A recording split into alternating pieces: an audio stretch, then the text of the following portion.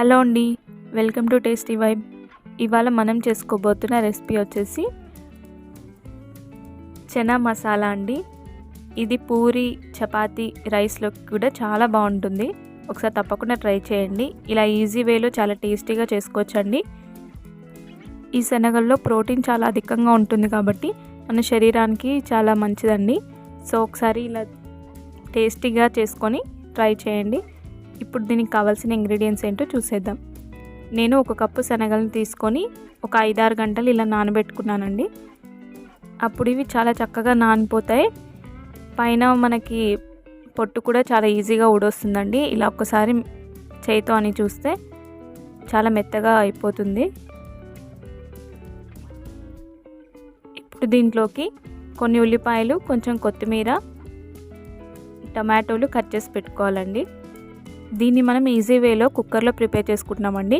దీనికోసం కుక్కర్లో సరిపడినంత ఆయిల్ వేసుకొని దాంట్లోకి హోల్ గ్రెయిన్ గరం మసాలా వేసుకోవాలి.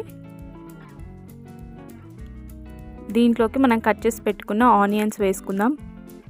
సరిపడా ఉప్పు కూడా వేసుకోండి. ఉప్పు వేసుకోవడం వల్ల ఆనియన్స్ త్వరగా ఫ్రై అయిపోతాయండి. ఇలా ఒకసారి బాగా కలుపుతూ వేయించుకోవాలి.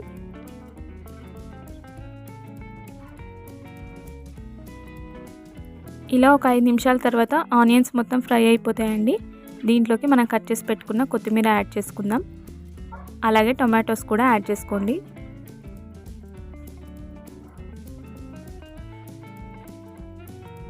ఇవన్నీ ఒకసారి కలుపుతూ బాగా ఉడికించుకోవాలండి. ఇలా కలిపిన తర్వాత మూత పెట్టి ఒక 5 నిమిషాలు ఉడికించుకోండి. అప్పుడు మనకి ఇవన్నీ బాగా ఉడికిపోతాయి. దీంట్లోకి కొద్దిగా అల్లం వెల్లుల్లి కూడా యాడ్ చేసుకుందాం. అలాగే సరిపడా పసుపు కూడా యాడ్ చేసుకోండి. దీంట్లోకి రుచికి సరిపడా కారం కూడా వేసుకుందాం. ఇలా అన్నీ వేసుకున్న తర్వాత ఒకసారి బాగా కలుపుకోవాలండి.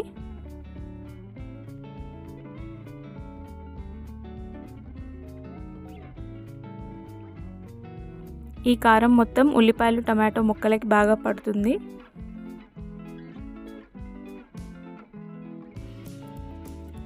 చూడండి, ఇప్పుడు ఇవి బాగా ఉడికిపోయాయి కదా. ఇందులోకి మనం ముందుగానే నానబెట్టి పెట్టుకున్న శనగల్ని ఇలాగే వాటర్తో పాటు యాడ్ చేసుకోవాలండి.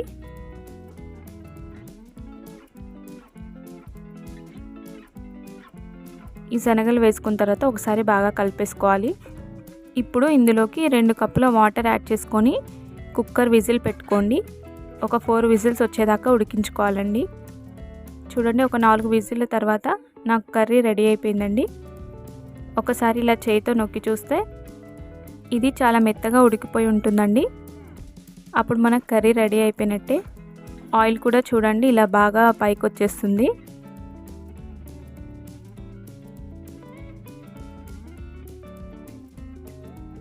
మనకి చేయితో ఇలా నొక్కి చూస్తే ఇలా వస్తే సరిపోతుందండి. బాగా ఉడికినట్టే. ఇప్పుడు మనం స్టవ్ ఆఫ్ చేసుకోవచ్చు. చూడండి, ఎంతో ఈజీగా కుక్కర్లో మనం ప్రిపేర్ చేసుకోవచ్చు. ఇది ఈజీగా చేయడమే కాకుండా చాలా టేస్టీగా కూడా ఉంటుంది. ఒకసారి తప్పకుండా ట్రై చేయండి. ఈ రెసిపీ కనుక మీకు నచ్చినట్టయితే మన ఛానల్ని సబ్స్క్రైబ్ చేయండి, లైక్ చేయండి, షేర్ చేయండి.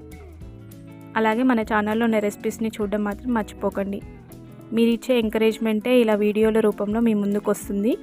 సో ఇలాంటి వీడియోలు ఇంకా చూడాలనుకుంటే మన టేస్టీ వైబ్ని సబ్స్క్రైబ్ చేసుకోండి. Thank you for watching.